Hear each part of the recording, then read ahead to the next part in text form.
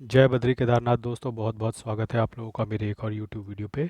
दोस्तों, आज जैसा कि आपको पता है कि आज 24 मार्च हो चुकी है और कल तो संडे था, तो म्यूचुअल फंड पोर्टफोलियो में तो कोई अपडेट हुआ नहीं है। लेकिन आइए बात कर लेते हैं कि जैसा कि मैंने अपने पिछले वीडियो में ही बता दिया था कि आज गैप अप होगा और वैसा हुआ भी। हालांकि जो खेल होने की प्रोबेबिलिटी है वो during mid of the week में है। या तो कल या परसों या फिर थर्सडे फ्राइडे को एक डिप आने की मुझे प्रोबेबिलिटी लगती है। हालांकि मेरे को बहुत खुशी होगी अगर मैं गलत साबित होता हूँ और डिप नहीं आता है। फिलहाल मार्केट सुपर स्ट्रांग दिख रही है। जिनके शॉर्ट्स फंसे हुए हैं उनको निकलने का मौका नहीं देना है क्लोजिंग तक, क्योंकि इस बार मंथली क्लोजिंग भी है और थर्सडे को पूरा मंथली क्लोजिंग भी हो जाएगी। और जिन लोगों के शॉर्ट्स फंसे हुए हैं उनको तगड़ा नुकसान करवाने की पूरी तैयारी चल रही है। उसके बाद हो सकता है कि एक डिप आए, क्योंकि थर्सडे को सारे शॉर्ट जो हैं उनको कटने पड़ेंगे, मैंडेटरी, महीना क्लोज हो रहा है। तो मंथली जिनके शॉर्ट्स फंसे हुए हैं उनको चूना लगाने की पूरी तैयारी कर रखी है बिग मनी ने।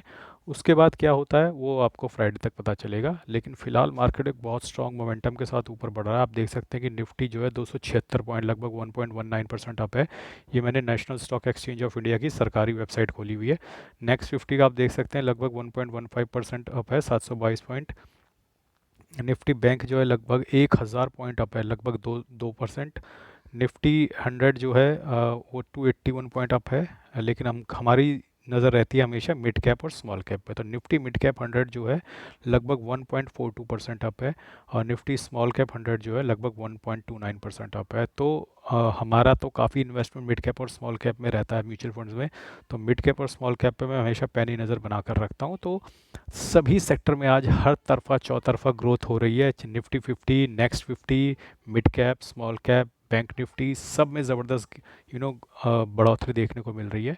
और आइए चलते हैं अपने फिनवेशिया प्लेटफॉर्म पे, जहाँ पे मैं अपना शेयर्स का पोर्टफोलियो आपको दिखाता हूँ डेली बेसिस पे। तो आप देख सकते हैं कि आज लगभग मुझे 25 रुपये का नोशनल गेन हो रहा है, लगभग 1.59%।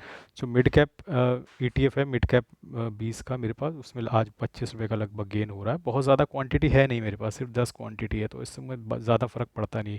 इंडसइंड बैंक एक ऐसा शेयर है जो काफ़ी नुकसान दे रहा है मुझे। आप देख सकते हैं आज भी 300 रुपये से ऊपर का नुकसान हो रहा है। तो ये एक शेयर है जो अनएक्सपेक्टेड था, किसी को नहीं पता था कि डेरिवेटिव्स में कुछ घपला होने वाला है इंडसइंड बैंक के अंदर। तो उसकी वजह से ये शेयर फंस गया है मेरा। अब देखते हैं आने वाले समय में इसको स्ट्रेटेजिकली बाहर निकलने की कोशिश करेंगे या फिर किसी और शेयर के प्रॉफिट के साथ थोड़ा थोड़ा इंडसइंड बैंक का लॉस को बुक करने की कोशिश की जाएगी।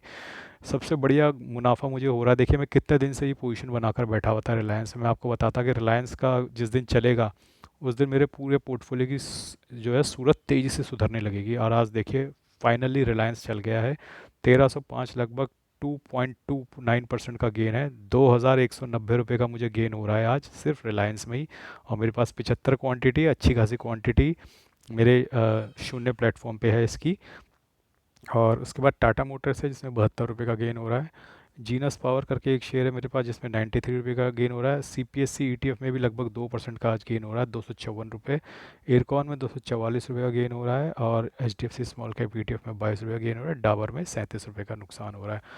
ओवरऑल अपने शेयर्स के पोर्टफोलियो की सूरत दिखाता हूँ दोस्तों। देखिए ये पोर्टफोलियो लगभग 16% का नुकसान में चला गया था, लेकिन अभी घट के 10% पे आ गया है। और अनफॉर्चुनेटली जो सबसे बड़ा हिट इस पोर्टफोलियो पे है वो इंडसइंड बैंक का है। अगर वो हिट नहीं लगता तो मैं शायद इस वक्त 4 या 5% के लॉस में होता बस। लेकिन किस्मत ऐसी थी कि इंडसइंड बैंक भी मेरे पोर्टफोलियो में था। अच्छी खासी क्वांटिटी, 26 शेयर इंडसइंड बैंक के हैं, जिसने बहुत तगड़ा डेंट मारा मेरे पोर्टफोलियो पे, लगभग 40% डाउन है। तो ये 10% में से अधिकतर जो डेंट है वो इंडसइंड बैंक का मारा हुआ है। चलिए इंडसइंड बैंक को छोड़ते हैं। तो रिलायंस का जो मेरा शेयर है आप देख सकते हैं कि 1000 रुपये के प्रॉफिट में आ गया है। अब तेज़ी से मुझे मुझे रिलायंस को होल्ड करके रखना है, क्योंकि मैं रिलायंस को 1500 से पहले नहीं छोड़ने वाला हूँ। 1500, 1550 तक तो मैं इसको लेकर बैठूंगा ही बैठूंगा। और मुझे जियो मोबाइल के भी आईपीओ के शेयर चाहिए। तो जो दिवाली के आसपास इनका आईपीओ आ रहा है, तो मैं तो रिलायंस को लॉन्ग होल्ड करने वाला हूँ। तो मैं इसको लेकर बैठा हूँ, मुझे कोई बेचने की कोई जल्दी नहीं है इसमें। टाटा मोटर्स में अभी भी 13% का नुकसान है, रिकवरी हो रही है। जीनस पावर में 36% का नुकसान है, रिकवरी हो रही है। सीपीएससी ईटीएफ तो ये भी मेरा प्रॉफिट में आ गया, 262 रुपये का प्रॉफिट है, 2.14%। तो इसमें मैं 3-4-5%, 3 से 4-5% के बीच में मैं ऐसे बेच दूंगा C P S E E T F को, इतना प्रॉफिट करके, क्योंकि इसमें मैं बहुत ज़्यादा होल्ड नहीं करूँगा। इरकॉन मेरा 31% के नुकसान में है, H D F C small cap E T F 12% के नुकसान में है, और डाबर 8% के नुकसान में है। तो धीरे धीरे रिकवरी हो रही है, लेकिन जो मोटा डेंट है वो इंडसइंड बैंक का ही है, क्योंकि यहाँ पे 11,540 रुपये का नुकसान है। ये सबसे बड़ा डेंट है मेरे पोर्टफोलियो में। बाकी जगह नुकसान बहुत छोटे छोटे हैं, भले ही आपको वैल्यू में ज़्यादा दिख रहे हो, लेकिन वहाँ अमाउंट बहुत छोटा है, तो इतना ज़्यादा इम्पैक्ट वहाँ से पड़ता नहीं। सिर्फ 481 का लॉस है, 228 का लॉस, 3,500 का लॉस, 1,600 रुपये का लॉस, 2,000 रुपये का लॉस, 164 रुपये का लॉस। तो बहुत छोटे छोटे लॉसेज हैं जहाँ पर हैं, तो वो उनकी रिकवरी पॉसिबल है और इजीली हो भी जाएंगे। लेकिन इंडसइंड बैंक एक ऐसा हिट लगा है मेरे पोर्टफोलियो पे, जिसमें मुझे काफ़ी समय लगेगा। अब देखना ये है कि मैं किसी और के प्रॉफिट के साथ इसको एडजस्ट करके निकालूंगा या क्या करता हूँ, या एवरेज करना है। एवरेज करना तो बहुत रिस्की है इस वक्त इंडसइंड बैंक में, क्योंकि इंडसइंड बैंक गिर के 500 550 के लेवल तक भी जा सकता है। तो इसलिए फ़िलहाल मैं इसमें एवरेज भी नहीं कर रहा हूँ। तो दोस्तों, आज क्योंकि पोर्टफोलियो में कोई अपडेट नहीं है, कोई चेंजेस नहीं है, तो मैं पोर्टफोलियो तो आपको नहीं दिखा रहा हूँ, लेकिन मैंने आज अपना ग्रो ऐप का पोर्टफोलियो दिखा रहा हूँ आपको, ठीक है। जो जनरली म्यूचुअल फंड का मैं आपको पोर्टफोलियो दिखाता हूँ वो मेरी वाइफ का है, लेकिन मेरा भी पोर्टफोलियो, उसमें शेयर्स पड़े हैं जो मैं डाल के छोड़ देता हूँ और ध्यान नहीं देता हूँ। तो उसमें आपको देखना आता हूँ कि जैसे मेरे पास पड़ा है, रिलायंस के शेयर पड़े हैं इस पोर्टफोलियो में भी, 69 शेयर पड़े हैं, जिसमें 1,300 रुपये का मुनाफा हो गया है। तो यहाँ पे भी रिलायंस प्रॉफिट में आ गया है। टाटा मोटर्स पड़ा है, जिसमें मुझे 3,000 का लगभग नुकसान है। H D F C bank के 2 शेयर पड़े हैं, जिसमें 218 रुपये का मुनाफा चल रहा है। टाटा स्टील है, जिसमें देखिए 19% का मुनाफा है, हालांकि शेयर ज़्यादा नहीं है, लेकिन 382 रुपये का मुनाफा इधर भी चल रहा है। बाकी जो नीचे आपको शेयर दिख रहे हैं, ये एक बहुत साल पहले के मेरे शेयर पड़े हैं, यूनिटेक और रिलायंस पावर, जब इनका आईपीओ वगैरह आए थे। तो तगड़े नुकसान में पड़े हैं, इनको मैं अब देखता भी नहीं हूँ, बस पड़े हुए हैं। तो हाल फिलहाल में जो बाइंग करी थी, Reliance, Tata motor, H D F C bank और टाटा स्टील, यही बाइंग मैंने करी थी, और उसमें से 3 प्रॉफिट में आ चुके हैं। और 19% के प्रॉफिट में टाटा स्टील है, 6% के प्रॉफिट में H D F C bank है, और लगभग 1.5% के प्रॉफिट में रिलायंस आ चुका है। रिलायंस को इधर भी मैं होल्ड करूँगा। H D F C bank शायद थोड़ा 1800 के ऊपर जाएगा तो मैं निकाल दूंगा, और टाटा स्टील्स को भी मैं 170 के आसपास निकाल दूंगा। तो 158 का प्राइस चल रहा है। H D F C bank को 1810 या 20 के आसपास निकालने की है। रिलायंस को मैं यहाँ पे भी होल्ड करूँगा। तो 69 शेयर मेरे पास इधर पड़े हैं इस अकाउंट में, और 75 शेयर शून्य प्लेटफॉर्म पे पड़े हैं। तो यहाँ पर मेरे को अच्छा मुनाफा होगा रिलायंस में, और मैं इधर भी इस पोर्टफोलियो में भी मैं बहुत कम बाइंग सेलिंग करता हूँ, बस बाय करके छोड़ देता हूँ, लंबा होल्ड करता हूँ इस पोर्टफोलियो में मैं। तो एक तो ये पोर्टफोलियो मुझे दिखाना था आपका, इसमें कोई म्यूचुअल फंड वगैरह नहीं है। और बाकी मैं आपको दिखा देता हूँ अपना इंड मनी ऐप का पोर्टफोलियो। इंड मनी ऐप का पोर्टफोलियो जैसे ही मैंने दिखाया था, मेरा प्रॉफिट में आ चुका है। 1,85,000 इन्वेस्टेड वैल्यू है, 1,86,000 जो है इसकी करंट वैल्यू है। लगभग 1,300 रुपये के मुनाफे में आ चुका है ये पोर्टफोलियो, और आज इसमें मुनाफा और बढ़ने की उम्मीद है। 75,900 रुपये की मेरी मंथली एस आई पी है, जिसमें से 52,700 रुपये की एस आई पी कट चुकी है टिल डेट। और नीचे मैंने आपको दिखाई चुका है कि पराग पारिक भी मेरा प्रॉफिट में आ गया, निप्पॉन इंडिया लार्ज कैप भी प्रॉफिट में है, आईसीआईसीआई प्रूडेंशियल ब्लू चिप भी प्रॉफिट में है, आदित्य बिरला आज प्रॉफिट में आ जाएगा, क्योंकि 0.48% का लॉस है, आज पीएसयू सेक्टर भाग रहा है तो ये भी प्रॉफिट में आ जाएगा। टाटा गोल्ड का ईटीएफ म्यूचुअल फंड है जो 3% के प्रॉफिट में ऑलरेडी चल रहा है। निप्पॉन इंडिया स्मॉल कैप, ये भी आज प्रॉफिट में आ जाएगा, 0.6% का लॉस है, तो आज तो 1-1.5% भाग रहा है स्मॉल कैप, तो ये भी आज निप्पॉन इंडिया स्मॉल कैप भी प्रॉफिट में आ जाएगा। कोटक एमर्जिंग इक्विटी सी मिड कैप का है, ये टच एंड गो रहेगा, शायद आज प्रॉफिट में आ जाएगा, 1.5% का मुनाफा होता है मिड कैप में, मिड कैप का म्यूचुअल फंड है। इन्वेस्ट को मिड कैप ऑलरेडी 1% के प्रॉफिट में आ चुका है। इन्वेस्ट को India large and mid cap already 1% के प्रॉफिट में है। एडलवेज मिड कैप भी प्रॉफिट में आ चुका है, इनका प्रॉफिट बढ़ेगा आज। निप्पॉन इंडिया ग्रोथ, ये भी मिड कैप का, ये भी प्रॉफिट में आ चुका है। H D F C mid cap और ये भी प्रॉफिट में आ चुका है। एडलवेज स्मॉल कैप, ये आज प्रॉफिट में आने की पूरी संभावना है, क्योंकि 1.5% से ऊपर स्मॉल कैप का आज गेन है, तो 1.12% के लॉस में है, तो होपफुली ये भी आज प्रॉफिट में आ जाएगा। H S B C small cap, ये थोड़ा प्रॉफिट में आते आते दिक्कत होगी, क्योंकि ये 1.5% का नुकसान में है, तो इसके में 1-2 दिन और लगेंगे। कोटक स्मॉल कैप 1.79% का प्रॉफिट में है, ये तो आज प्रॉफिट में नहीं आएगा। और जी एम फ्लेक्सी कैप 1.94% के प्रॉफिट लॉस में है, ये भी नहीं आएगा। और मोतीलाल ओसवाल सबसे नीचे, सबसे गहरे लॉस में, 3% के नुकसान में ये वाला म्यूचुअल फंड है। और बंधन कोर इक्विटी है जो 1.88% के गेन पे है। टाटा स्मॉल कैप भी गेन में है, और bank of India small cap भी गेन में है। S B I small cap भी गेन में है।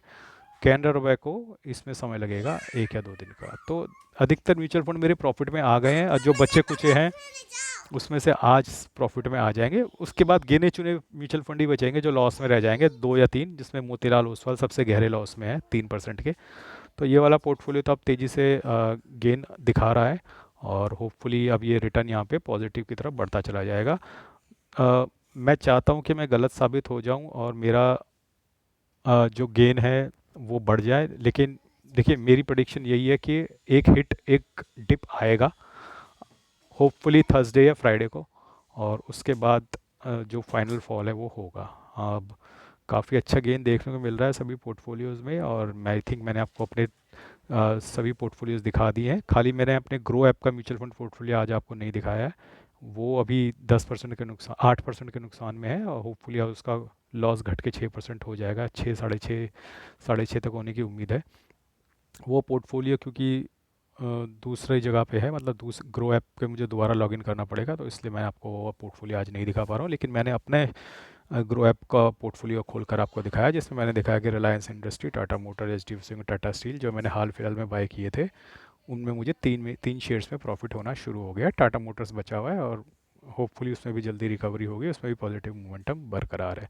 तो दोस्तों ये था मेरा व्यू, और ये थे मेरे पोर्टफोलियो जो मैंने आपको दिखा दिए। और बहुत तपस्या करी है हम लोगों ने, बहुत कष्ट झेले हैं पिछले 6 महीने में। अब उस तपस्या और उस कष्ट का फल जो है वो हमें मिलने शुरू हो गए हैं। हो सकता है एक आध डिप और आ जाए, अब उससे घबराना नहीं है, हमने इतना झेल लिया 6 महीने, अब एक आध डिप आ भी जाएगा तो हमारा क्या ही उखाड़ लेगा।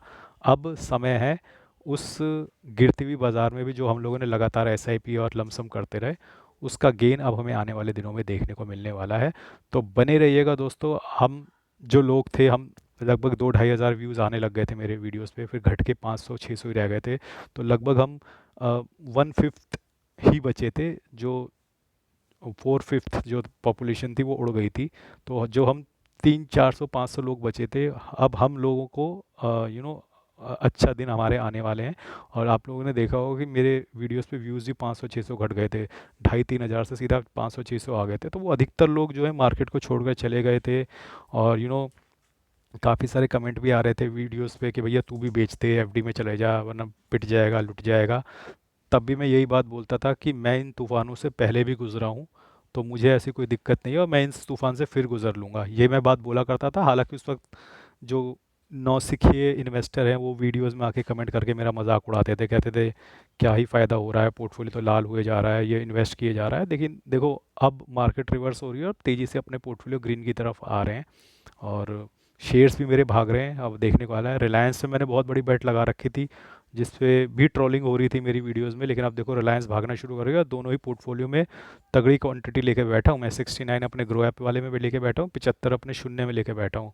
और दोनों ही जगह रिलायंस जो है 1,500-2,000 का सब प्रॉफिट दे रहा है, तो दोनों का मिला के लगभग 2,500-3,000 का प्रॉफिट है। और रिलायंस को मैं लंबा होल्ड करने वाला हूँ, और उसमें मैं देखना 20-22-25 हज़ार का प्रॉफिट निकाल के ही निकलूँगा। तो आज के लिए बस इतना ही। धन्यवाद, गुड बाय, जय बद्री केदार।